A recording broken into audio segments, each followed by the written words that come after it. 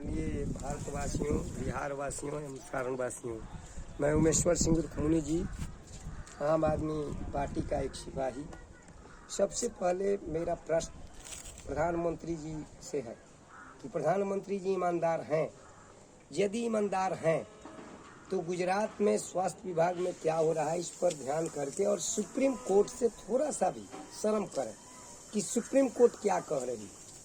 और supreme court यदि न्यायपालिका पर आपका भरोसा है प्रधानमंत्री जी, तो निश्चित रूप से सुप्रीम कोर्ट के आदेश का पालन करते हुए गुजरात में जो कुछ हो रहा है उनके आदेश का पालन होना चाहिए। इसके बाद भारत की जनता आपके साथ निश्चित रूप में रहेगी। और आपने जो कुछ कहा भ्रष्टाचार को लेकर, अन्ना साहब का आंदोलन से आप निश्चित आंदोलन के खेड़ से ही निकले।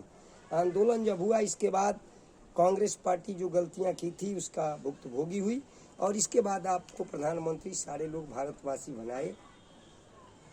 1,35,00,000 जनता की आशीर्वाद आपको मिला। लेकिन मैं एक साधारण एक व्यक्ति हूँ, एक नागरिक हूँ, एक आपका मतदाता हूँ देश का। मेरा प्रश्न है कि आप मुकुल राय जैसे लोग, जिस पर आरोप आप लोगों ने लगाया कि शारदा घोटाला, उनको आपने बनाया राष्ट्रीय उपाध्यक्ष। और भारतीय जनता पार्टी सारे दल में कुछ लोग ईमानदार हैं, बीजेपी, कांग्रेस, आरजेडी, यूनाइटेड, निश्चित है कि ईमानदार लोग हैं देश में।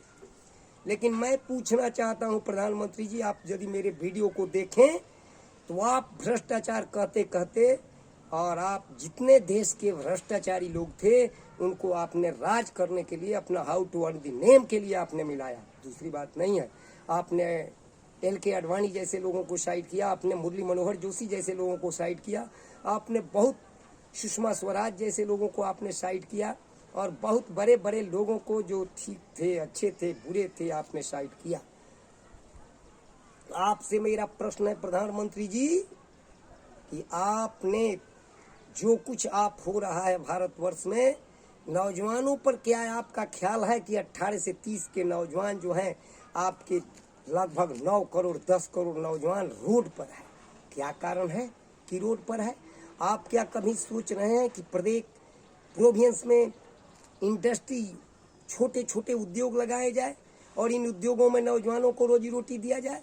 मैं पूछना चाहता हूँ, अमेजन जो था या जो भी लोग यहाँ निवेश किए थे पूंजी, ठीक है, उन लोगों पर आपने किस तरह की कार्रवाई की, क्या किया, किस तरह से किया? ऐसा लघु उद्योग जो गांधी जी का, आप हमेशा गांधी जी का पूजा करते हैं, निश्चित अच्छी बात है। गांधी जी भी गुजरात के ही थे। गांधी जी जैसे आप गांधी जी की पूजा करते हैं, क्या गांधी जी के बताए रास्ते पर आप लोग चलने का प्रयत्न कर रहे हैं? आज देश में बेरोजगारी बढ़ी है, 18 से 30 का नौजवान गुमराह हो रहा है, अपराध बढ़ रहे हैं, रोज डकैती, चोरी, हत्या, लूट, अपहरण पूरे देश का मामला है। केवल बिहार का मामला नहीं है, पूरे देश का, कर्नाटका का, महाराष्ट्र का, गुजरात का। तो मेरा सबसे पहला प्रश्न है कि स्वास्थ्य विभाग में जो सुप्रीम कोर्ट आप पर आदेश दिया है उस आदेश का पालन होना चाहिए निश्चित रूप से। आपने जदरुप्पा जैसे लोगों को मुख्यमंत्री बनाया। हाँ, अटल बिहारी वाजपेयी जी थे, एक सच्चे व्यक्ति थे जिन्होंने अपने ही पार्टी के पंडित सुखराम जैसे लोगों को कांग्रेस पार्टी से आए और दिलीप सिंह भूरिया जैसे लोग, ये सारे लोगों पर भ्रष्टाचार का शिकंजा कसे।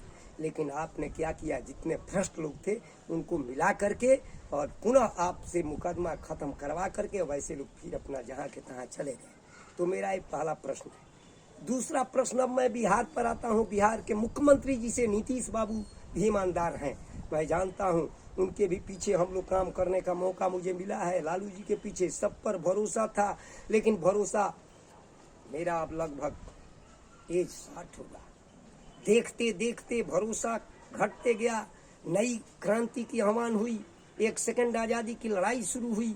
सेकंड आज़ादी की लड़ाई अन्ना साहब ने शुरू किया, केजरीवाल जी ने शुरू किया, संतोष हेगड़े ने शुरू किया, सारे लोगों ने मिलकर के, संजय सिंह, मनीष सिसोदिया जी, गोपाल राय जी, ये सारे लोग मिलकर शुरू किए और सेकंड आज़ादी की लड़ाई अभी शुरू है। मित्रों, मैं बता देना चाहता हूँ और खास करके बिहार के मुख्यमंत्री जी से, नीतीश बाबू से मैं पूछना चाहता हूँ, उनके जनता दरबार लग रहे हैं। यदि मेरा वीडियो सत्य हो तो भारतवासी, बिहारवासी, सारणवासी मेरे वीडियो को लाइक करें और इस पर विचार करें कि व्हाट विल बी टुमारो। आज क्या हो रहा है देश में? मैं मुख्यमंत्री जी से सवाल करना चाहता हूँ, नीतीश बाबू से सवाल करना चाहता हूँ कि आपके जनता दरबार में क्या कारण है कि एक पंचायत से लेकर के प्रखंड से लेकर के जिला के केसेज आपके पास जा रहे हैं? क्या ब्यूरोक्रेट के लोग गड़बड़ हैं या डेमोक्रेट के लोग गड़बड़ हैं? मैं आपसे पूछना चाहता हूं मुख्यमंत्री जी, मैं एक आम आदमी पार्टी अरविंद केजरीवाल जी पर मुझे पूर्ण भरोसा है। मैं जानता हूं कि to err is a human but reform is call right human, लेकिन सारे आजकल पॉलिटिकल प्लेटफॉर्म जो है उसमें निश्चित जो है अरविंद केजरीवाल जी एक भरोसेमंद, एक निश्चित रूप से सारे लोगों में एक प्लेन पेपर के पॉलिटिकल मैन है, पॉलिटिशियन है। आप पर भी भरोसा था नीतीश बाबू, लेकिन क्या आप 20 वर्षों के शासन काल में आपको समझ में नहीं आया है कि what is definition of corruption and what is the corruption? मैं पूछना चाहता हूं, जो बेगूसराय में मनरेगा का आपके पास केस क्या था, आपने उस पर टेलीफोन किया? क्या आप कभी सोचे कि जितने डीडीसी लोग हैं और आपके वो कांटेक्ट करके, मेरा चुनौती है मेरा भी पॉलीग्राफी टेस्ट करा लें, और मैं छपरा के डीडीसी से बार बार कहा कि मनरेगा में ऐसे हो रहा है। सारण के धरती से, मैं सारण धरती का पुत्र हूँ और सारण एक ऐसा जगह है जहाँ पर सारे पॉलिटिकल लोग, जहाँ जयप्रकाश जी का जन्म हुआ और जहाँ से लोग राजनीति पैदा होता है।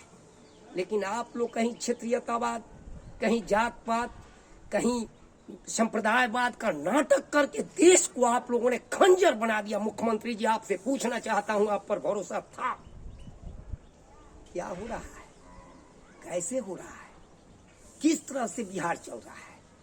और विरोधी दल के लोग, ये लोग भी मक्खन मारने के चक्कर में केवल रहते हैं। इन लोगों को कोई बिहार से और बिहार के 38 जिला से कोई मतलब नहीं है। मेरा चुनौती है, चुनौती। आप लोग सारे पार्टी के लोग, चाहे जनता दल यूनाइटेड हो, भारतीय जनता पार्टी हो, कांग्रेस पार्टी हो, आरजेडी हो, या सीपीआई सीपीएम या माले जो भी लोग हों, सब लोगों में अच्छे अच्छे लोग हैं। ये सारे लोग मिलकर ही प्रश्न करें कि क्या हो रहा है बिहार में। कभी मनरेगा का बात जाता है, कभी जाता है कि किसी को पैसे नहीं मिले, किसी को वृद्धा पेंशन नहीं हुआ, वृद्धा पेंशन हुआ तो कट गया। क्या कारण है? वृद्धा पेंशन है, गरीब मर रहा है, खाने को नहीं है, और वैसे लोगों का वृद्धा पेंशन कट गया। कारण क्या है? करप्शन।